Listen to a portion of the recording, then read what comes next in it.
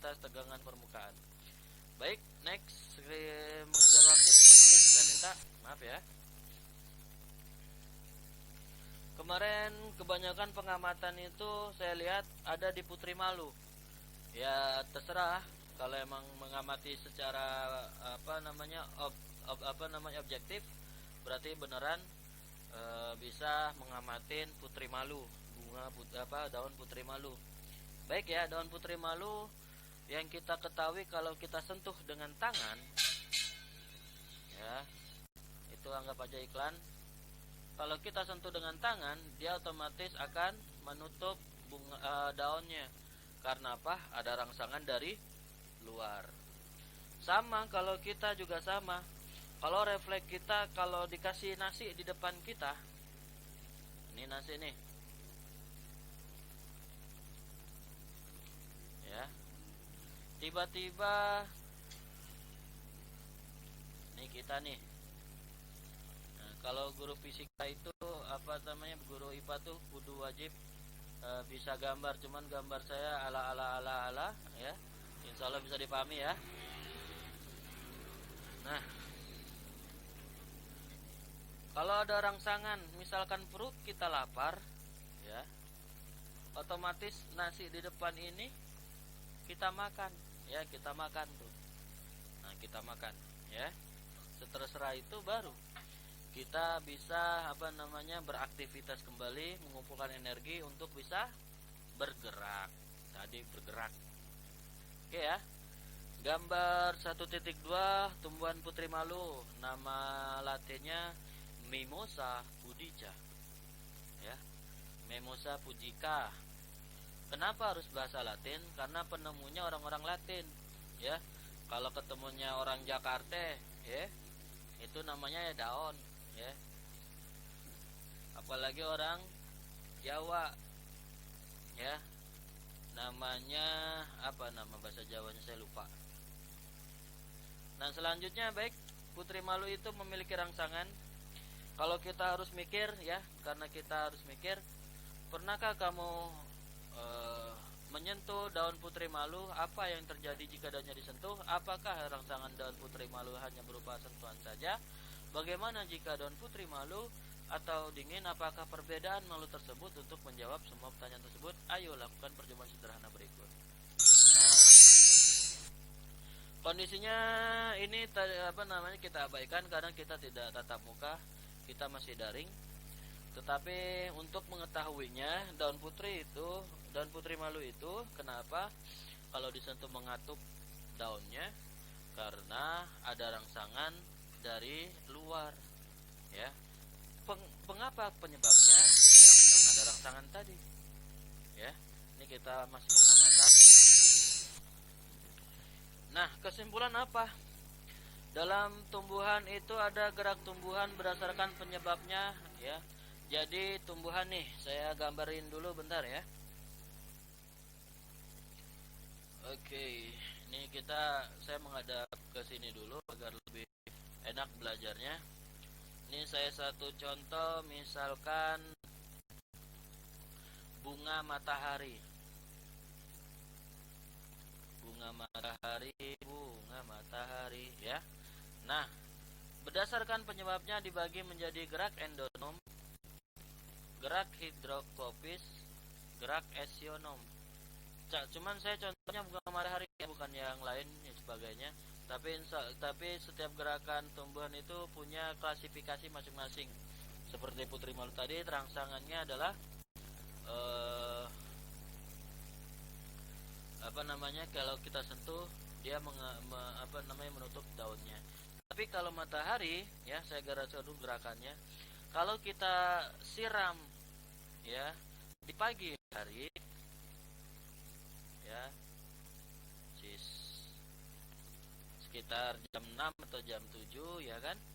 Nah kita siram, terus di atas jam 7, ya, 7 siang atau jam 8 lah, ada sinaran matahari, ya. Nah kita tuh sebagai khalifah di atas bumi ini, manusia itu harusnya bisa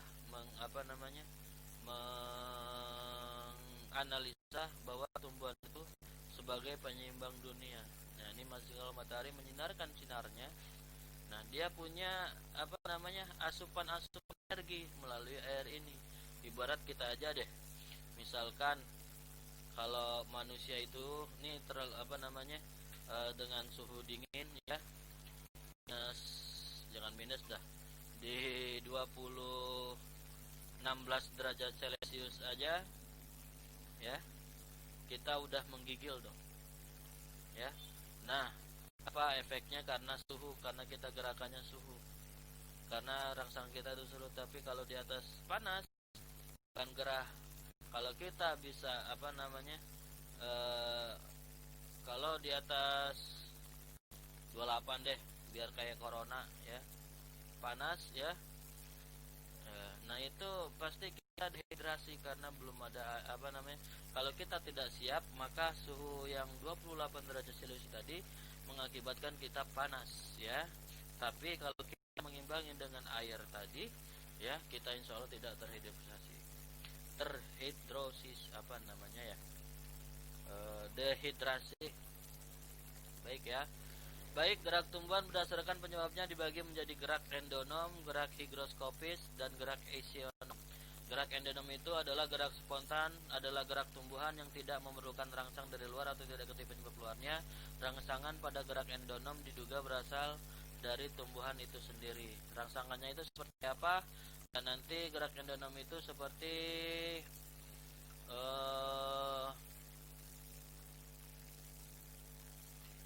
waktu kita lihat bunga, saya lupa bunganya, di jam 4 itu ngatup. Nah, bisa jadi pengatupan bunga itu sendiri karena rangsangan dari tidak ada rangsangan dari luar, tapi rangsangan dari dalam tumbuhan itu sendiri. Kayak kita misalkan nih,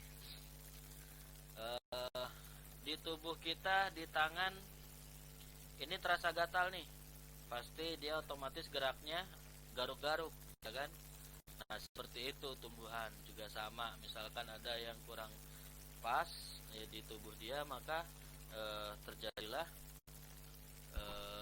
pergerakan garuk-garuk tadi. Ya, gerak higroskopis adalah gerak bagian tubuh tumbuhan karena pengaruh perubahan kadar air. Dalam sel terjadi pengurutan yang tidak merata. Hidroskopis sendiri itu berkaitan dengan pergerakan air karena perubahan kadar air.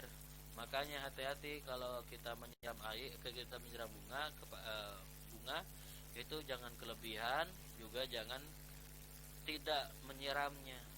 Ya, minimal ya sehari 2 kali. Kalau emang itu ya sehari sekali, ya kan. Karena apa? Setiap yusabbihu lillahi ma fis samawati wa ma fil ard.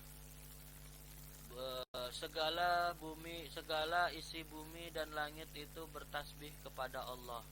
Jadi kalau kita menjaga kelestarian alam kita dan bunga itu suka apa yang kita rasakan, apa yang kita rawat, apa yang dirawat sama manusia itu benar, maka insya Allah yang diciptakan Allah, tumbuhan dan hewan dan lain sebagainya, itu mendoakan kita balik. Alhamdulillah kita bisa dikasih makanan, bisa dikasih pupuk nih, sehingga kita bisa berbuah cabai, kata si pohon cabai. Alhamdulillah kita bisa bisa berbuah mangga. Alhamdulillah karena dikelola oleh manusia itu sendiri. Alhamdulillah ya Allah, mudahkan manusia itu karena telah merawat si batang mangga itu untuk berbuah mangga ya. Jengkol juga sama, alhamdulillah kita masih dikonsumsi sama manusia, bisa dipakai untuk buat semur jengkol ya kan, dan lain sebagainya.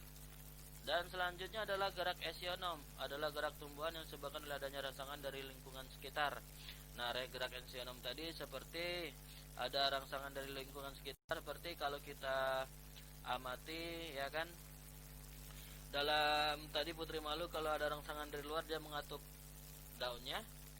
Nah, kalau pernah dengar bunga rafflesia, nah di situ ada rangsangan, misalkan ada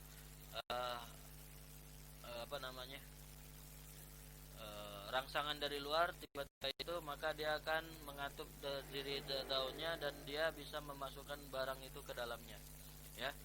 Gerak eksionom dibedakan menjadi gerak tropisme yang terdiri dari gerak geotropis, hidrotropis, stigmotropis, fototropis, dan kemotropis. Gerak taksis juga memiliki bagian yang terdiri dari gerak kemotaksis dan fototaktis, dan gerak nasti juga memiliki pergerakan gerak niktinasti, fotonasti, seismonasti, temonasti, dan nasti kompleks.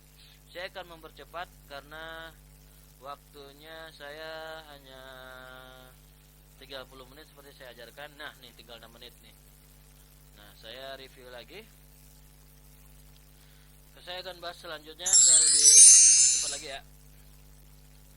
Nah, ini karena sudah coret-coret. Kenapa? Karena saya belum diskat buat semuanya. Gerak pada tumbuhan tadi yang saya jelaskan ada endonom, ada gerak hidrokospis, ada gerak eksionom, juga gerak endonom, ya. Gerak eksionom, ya, ada beberapa bagian di dalamnya. Oke, gerak nasti, gerak tropisme, juga gerak taksis, ya. Gerak nasti itu seperti nuktinasti, menutupnya daun putri malu tadi, ya. Menutupnya daun Venus, seismonasti, ya. Ingat, niktinasti, seismonasti. Menutupnya daun menjemuk karena malam, niktinasti. Mekarnya bunga pukul 4, fotonasti. Membuka dan menutupnya stomata, nasti kompleks, ya. Nasti kompleks kenapa? Saya jelasin dulu dari sini ya. Ini karena ada rangsangan dari luar.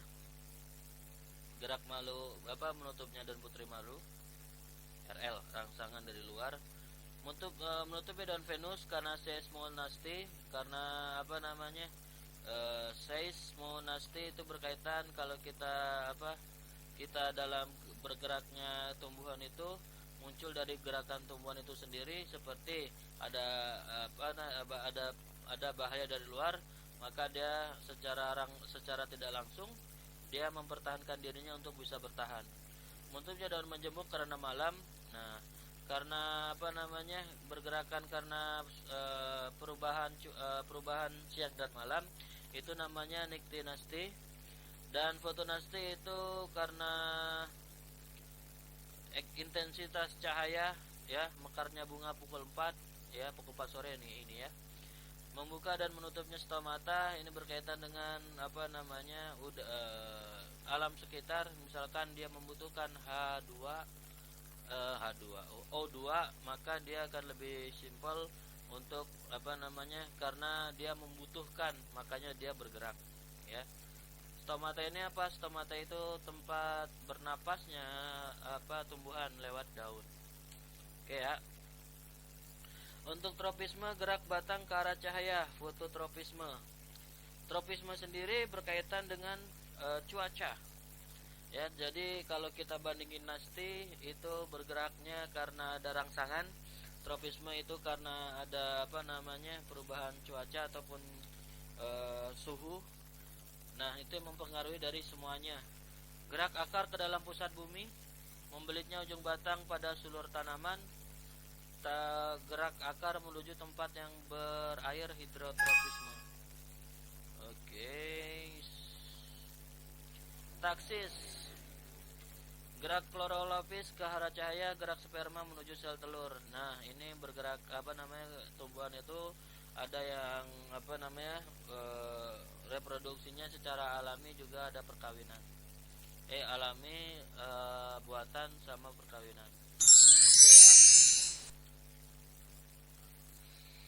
Ini tropisme adalah gerak tumbuhan sebagai akibat pengaruh rangsang dari luar, yang tadi saya pengaruh semua. Yang saya jelasin semua, arah gerak dipengaruhi datangnya arah rangsang.